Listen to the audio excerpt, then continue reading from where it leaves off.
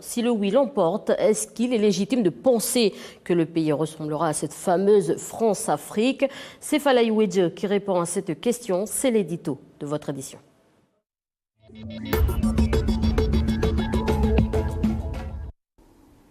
Si le oui l'emporte dimanche prochain, est-il légitime de craindre une situation de type France-Afrique? L'expression France-Afrique a été employée pour la première fois en 1955 par Félix Houphouët-Boigny. Cet indépendantiste, futur président de la Côte d'Ivoire, définissait ainsi les bonnes relations qu'il espérait avec la France. Le terme était donc positif de son point de vue.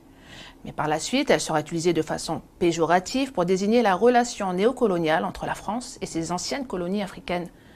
Ici, on parle d'indépendance association depuis 1985, concept imaginé par Pisani et repris aujourd'hui par une partie des indépendantistes.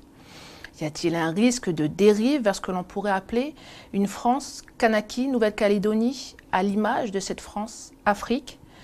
Nickel et richesses sous-marines du pays font évidemment penser aux gisements de pétrole, mines d'or et forêts primaires d'Afrique.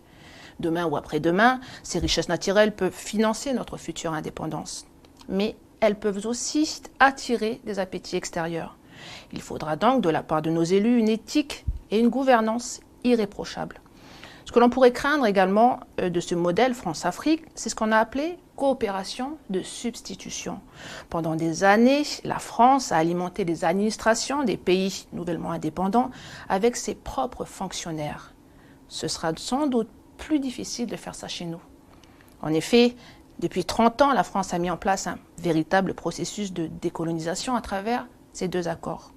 Le pays a commencé à former ses élites et à calédoniser sa fonction publique. Donc, théoriquement, nous devrions être mieux armés pour résister à cette stratégie d'ingérence si jamais la France voulait reproduire ce vieux schéma des années de Gaulle.